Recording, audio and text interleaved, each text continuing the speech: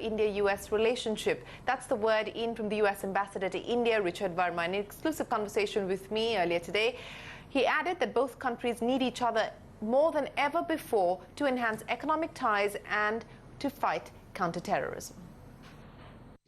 When we look at all the major categories of cooperation between the U.S. and India, whether it's in the defense arena or clean energy or economics and trade or all the other categories, what we saw in 2015 and 2014 is that we exceeded or broke every record in all of those categories. So two-way trade numbers were the highest ever. The number of visitors to the United States, the highest ever, 1.2 million.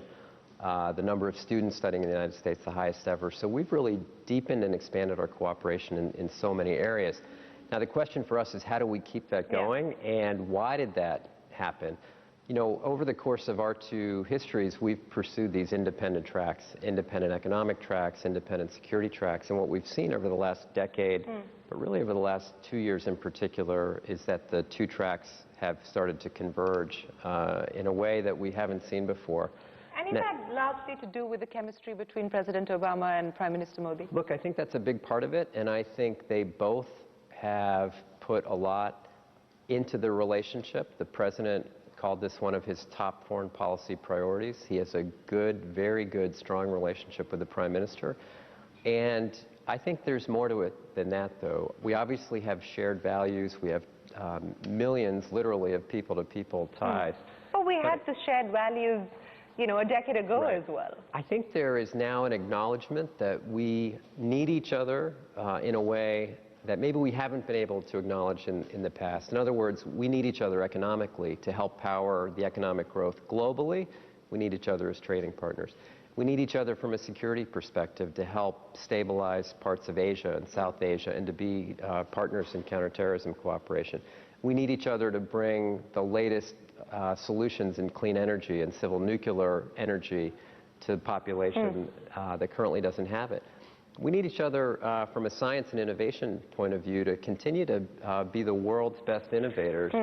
So I think we looked at how we did independently, and then we look at the enormous potential when we come together, and I think the conclusion is we are much stronger together. How driven is this also by the US's effort or need to rebalance the power equation in Asia?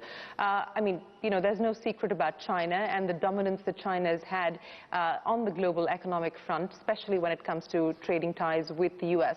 How crucial is the rebalancing part to sort of push this relationship with India forward? Well, I think what you've seen is a convergence. We, as you say, we've had a rebalance to Asia for the last 3 or 4 years now.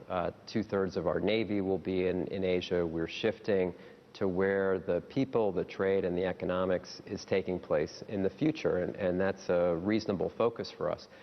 At the same time, India has its Act East policy. Those two intersections are coming into great convergence, and we're finding cooperation across the Asia-Pacific. Who would have thought it possible that the U.S. and India would enter into a joint vision statement for the Asia-Pacific, where we agreed to deepen our trade and economic relationships, uphold the rule of law, cooperate militarily and from a maritime perspective in a way that we never have before. So I think there's great intersection. What I would say is that this cooperation is not directed at any third country, certainly not directed at China.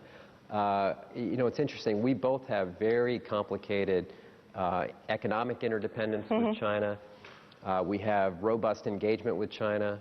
When we have security concerns with China, we talk about them. When we have human rights concerns with China, we talk about them. But the U.S.-India relationship very much stands on its own, and as the Prime Minister said, has the great potential for peace and prosperity across the world, not just Asia, when our two countries come together.